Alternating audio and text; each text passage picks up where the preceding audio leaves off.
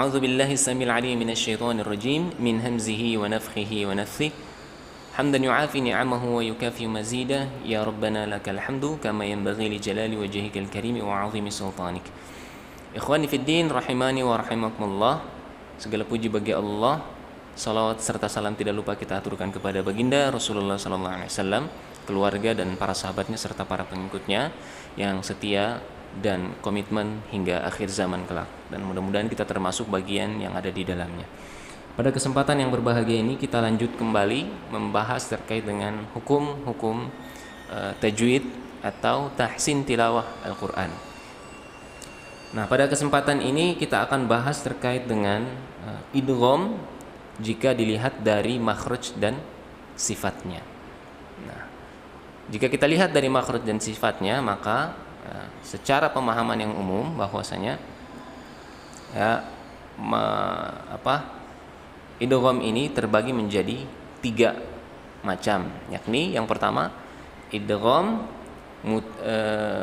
mutamathilain, kemudian idgham mutajanisain, dan yang terakhir adalah idgham mutaqarribain. Nah, kemudian dalam pembagian idgham yang 3 macam ini itu kita akan bahas satu persatu. Yang pertama, idgham mutamathilain.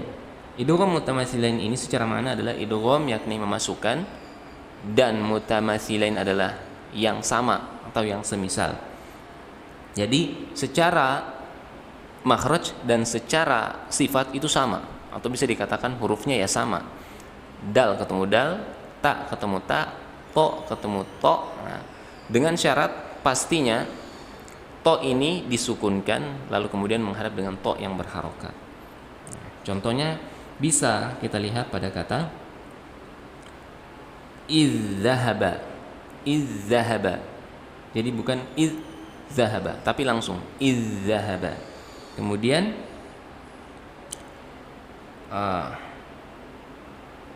wahum muhtadun, wahum muhtadun, wahum muhtadun. Jadi langsung dimasukkan kepada mim yang berikutnya atau huruf yang berikutnya. Ya, bisa jadi juga dikatakan ini seperti syiddah, ya, sama juga seperti syiddah ataupun tasydid. Ini adalah idgham mutamathilain. Insyaallah enggak terlalu sulit untuk memahami ini. Kemudian yang kedua adalah idgham mutajanisain. Ya, sejenis ini maksudnya makhrajnya sama tapi sifatnya berbeda. Ya. Baik. Contoh daripada idgham mutajanisain ini akan terlihat ya pada 8 huruf yang terbagi dalam 3 kelompok sifat. Ya, coba kita lihat sekarang. Huruf ba, ya. Huruf ba dan mim. Kemudian ada huruf ta, to, dan dal. Itu pada makhraj lisan. Kalau yang sebelumnya adalah makhraj syafawi. Kemudian yang terakhir adalah huruf zal, dha, dan ta. Itu terangkum dalam makhraj lisani. Ya, tapi di bagian ujung lidah. Walaupun huruf yang dengan makhraj lisani tadi yang sebelumnya adalah ujung lidah yang bertemu dengan pangkal gigi seri atas. Kalau yang huruf zal, dha, dan ta ini huruf lidah yang dikeluarkan sedikit dan ditekan di ujung gigi seri bagian atas. Nah, kalau kita lihat cara membaca yang pertama adalah daripada idgham mutajanisain ini, di mana huruf ba bertemu dengan huruf mim, maka dibaca masuk kepada huruf mim. Ya, dibaca irkam, irkan, bukan irkab. Jadi tidak bisa kita paksakan ba-nya terbaca kemudian masuk ke mim. Ya, irkabama itu nggak bisa. Jadi yang benar adalah ba-nya dileburkan ke dalam huruf mim. Nah, seperti itu.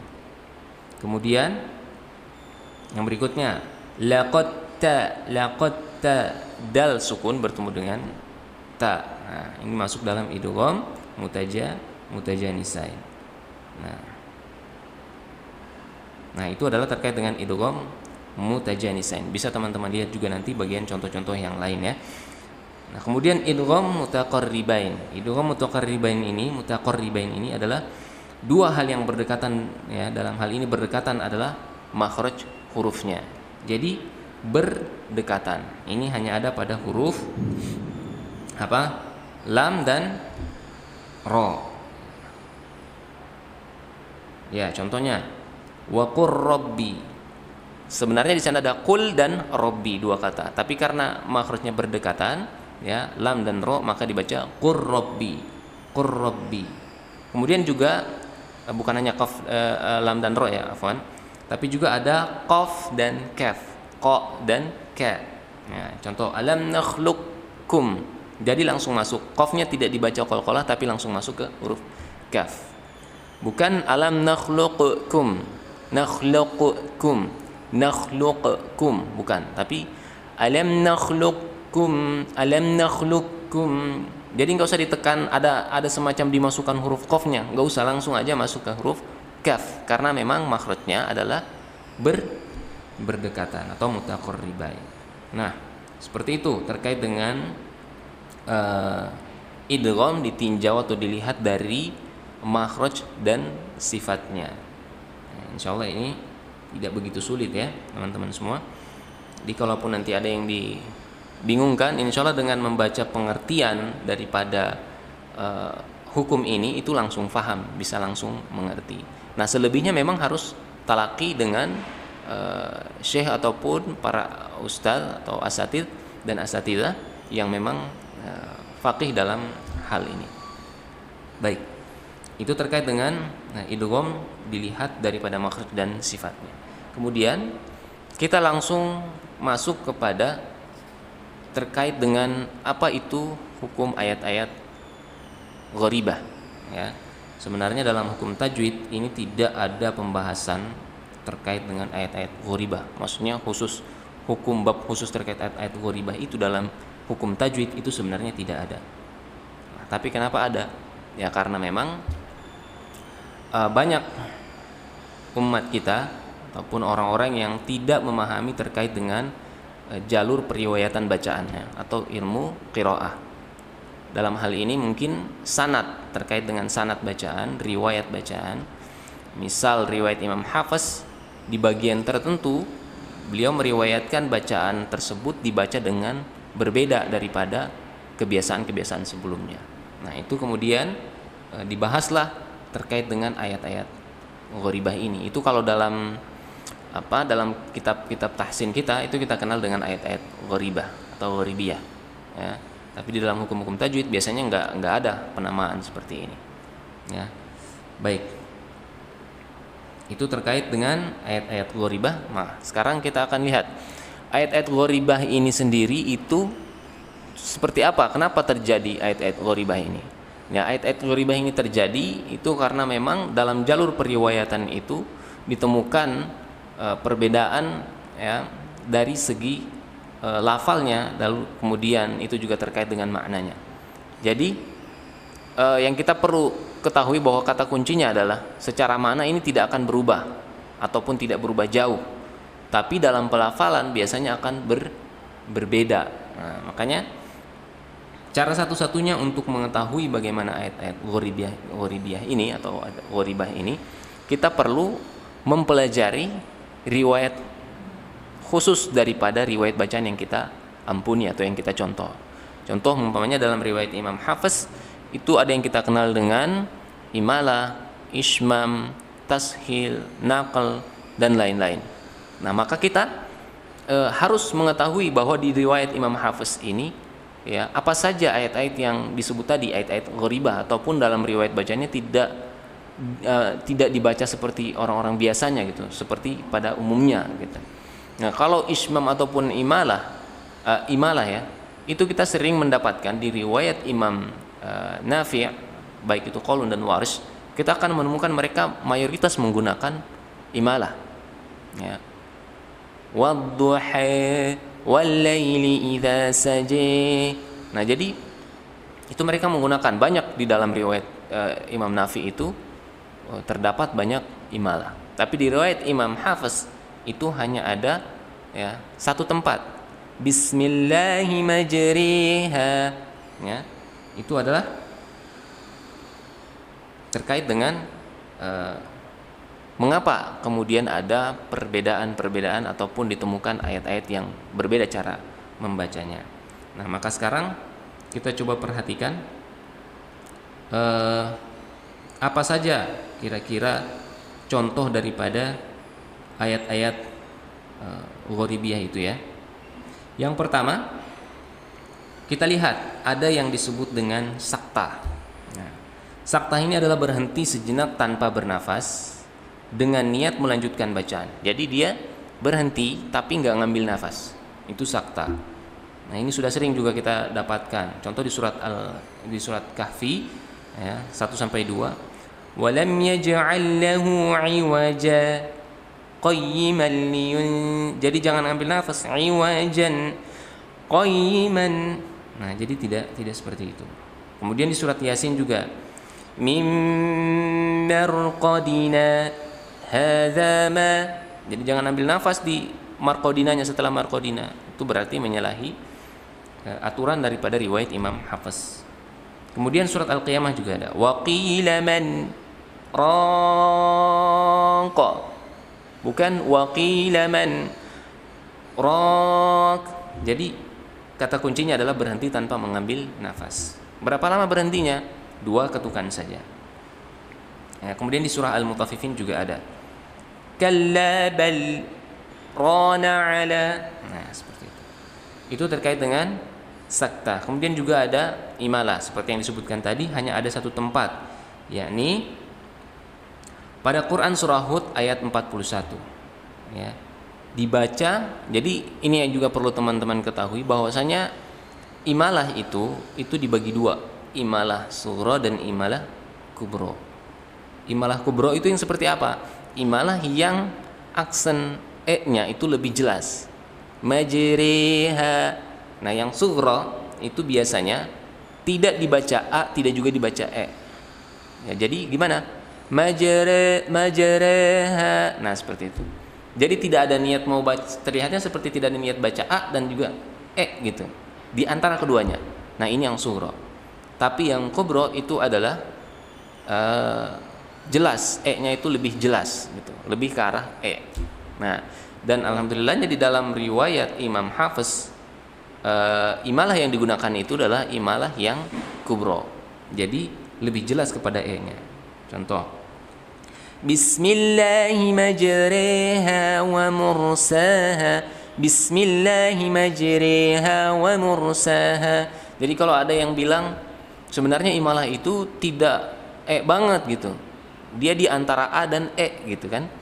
Nah, sebenarnya bisa benar juga, tapi itu kalau dalam riwayat yang lain. Dalam riwayat Imam Nafi umpamanya, Qalun dan Warsh itu membacanya dengan riwayat dengan imalah yang sughra. Tapi dalam riwayat Imam Hafiz itu disebutkan bahwasanya imalahnya adalah yang kubro. Jadi insya Allah nggak kesulitan untuk melafazkan imalah ini. Dan yang terpenting lagi adalah cuman sekali dalam sepanjang membaca 30 juz Al-Quran. Yang berikutnya adalah ismam. Ismam adalah menampakkan harokat dhammah yang terbuang dengan ismam, isyarat bibir. Ya. Ismam ini terdapat pada Quran surah Yusuf ayat 11. Qalu ya abana ma laka la ta'manna. Jadi jangan manunna, la ta'manunna, ini udah beda. Tapi pada saat dengungnya itu ya, kita langsung monyongkan sejenak, sebentar langsung ditarik lagi. Ma laka la ta'manna. Tidak perlu terburu-buru juga. Nah, ini kesalahan yang sering terjadi adalah banyak di antara kita atau teman-teman kita yang membacanya itu terburu-buru. Nggak tahu terburu-buru, kenapa terburu-buru? Apa yang membuat teman-teman semua membacanya terburu-buru? Contoh, ma laka la ta'manna, harus begitu. La ta'manna, itu tidak perlu terburu-buru. La ta'manna. Ya, seperti itu. Tapi juga jangan terlalu pelan juga, ya. Mungkin terlalu itu untuk mempraktekkan atau mengajarkan juga boleh. Pelan-pelan itu boleh. Tapi ketika praktek normal kita baca benar-benar mau baca, itu tidak perlu terburu-buru, tidak perlu juga, jangan juga terlalu pelan-pelan, ya. Gimana yang benar? Ma laka la ta'manna. Nah, seperti itu. Kalau segitu masih dibilang terburu-buru, berarti memang belum bisa mempraktekkan aja. Seperti itu. Itu terkait dengan ismam, dan tempatnya hanya ada satu di surat tadi Yusuf ayat 11. Kemudian ada tashil. Tashil ini adalah hamzah pertama dibaca tahqiq jelas dan pendek, sedangkan hamzah kedua dibaca tashil. Tashil itu maksudnya langsung ringan. Yakni di dalam Al-Qur'an hanya terdapat pada satu tempat, yakni surat Fussilat ayat 44 ya. Ada dua di sana, ada dua alif ya, ada dua hamzah. Kalau dibaca normal biasanya jamiyu, tapi karena ditashil maka jamiyu. Ingat, kesalahan yang sering terjadi adalah membacanya seakan-akan menjadi huruf H. Jami'ah, ini salah, ini keliru, jadi harus diperhatikan.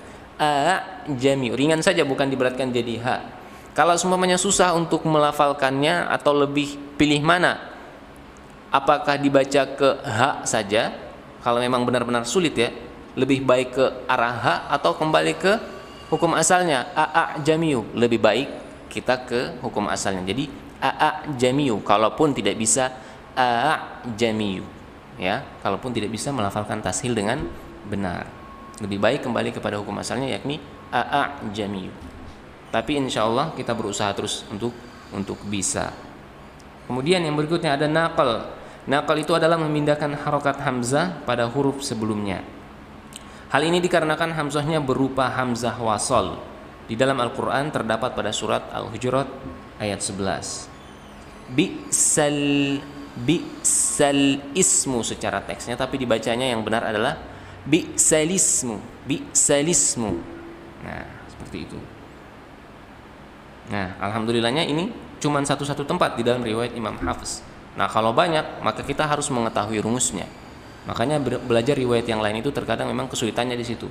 Karena banyak hal-hal yang berbeda yang ditemukan di riwayat Imam Hafiz hanya satu tempat, tapi di riwayat bacaan yang lain itu hampir di mayoritas tempat bacaan yang lainnya itu dibaca seperti itu. Contoh mungkin nakal bisa ditemukan beberapa tempat, seperti tadi juga imalah bisa ditemukan banyak tempat di riwayat tertentu. Nah, kemudian yang berikutnya adalah raum.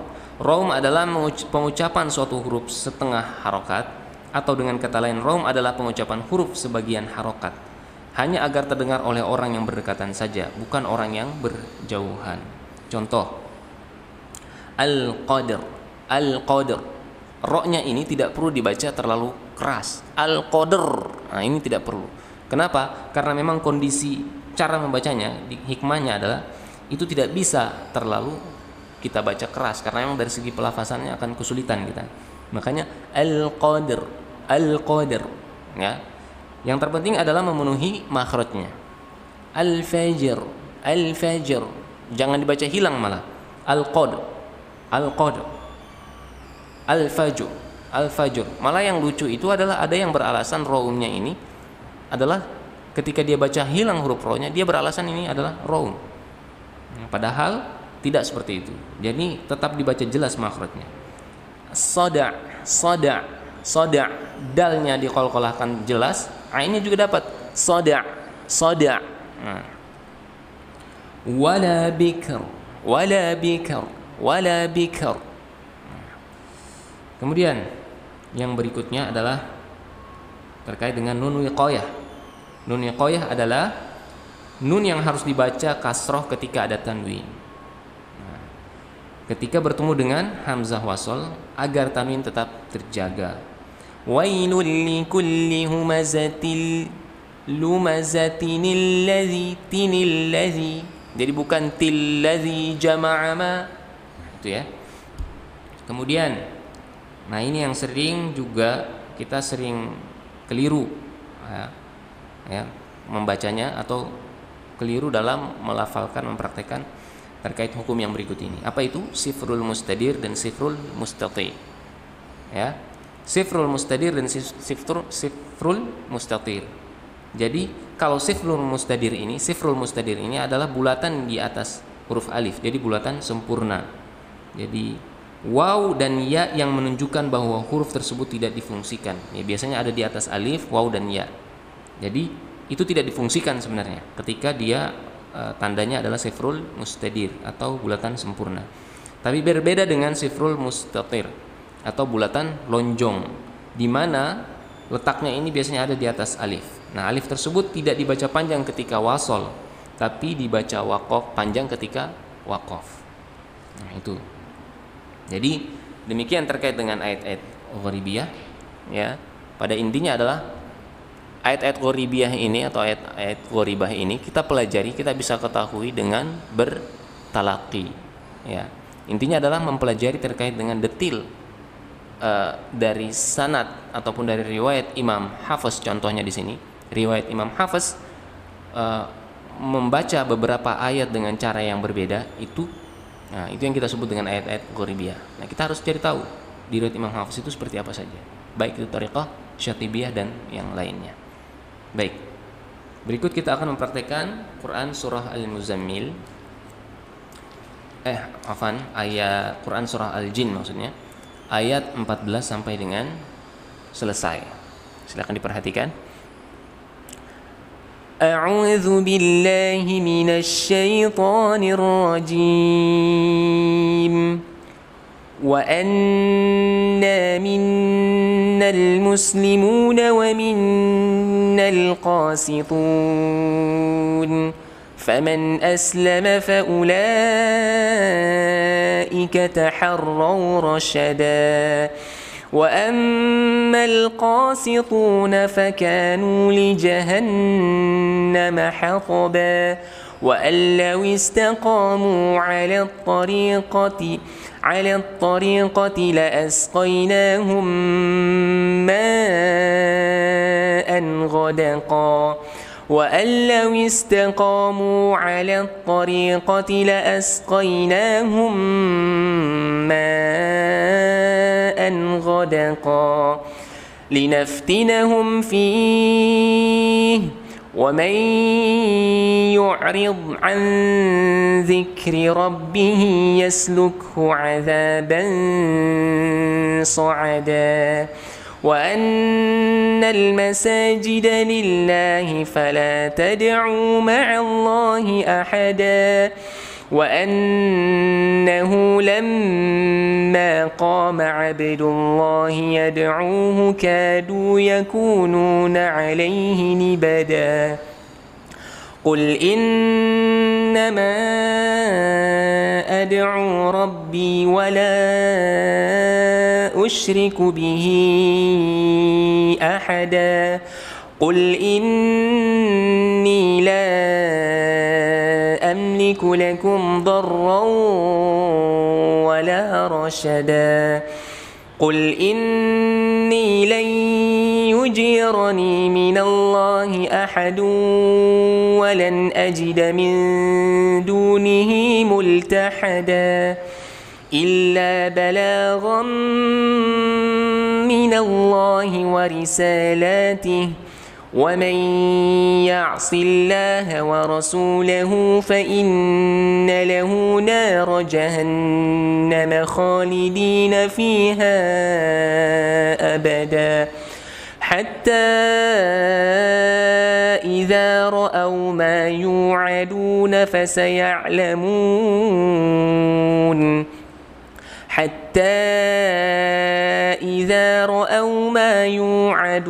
فسيعلمون من أضعف ناصرا وأقل عددا قل إن أدري أقريب ما توعدون أم يجعل له ربي أمدا عالم الغيب فلا يظهر على غيبه أحدا إلا من ارتضى من رسول فإنه يسلك من بين يديه ومن خلفه رصدا ليعلم أن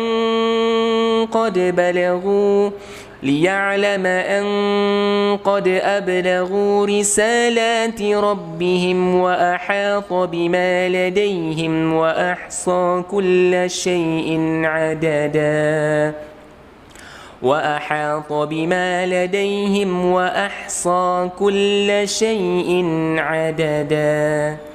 Nah, demikian terkait dengan hukum-hukum yang sudah kita bahas tadi, dan juga Quran surah Al-Jin dari ayat 14 sampai dengan selesai. Wabillahi hidayah wat taufiq wal afu minkum. Wassalamualaikum warahmatullahi wabarakatuh.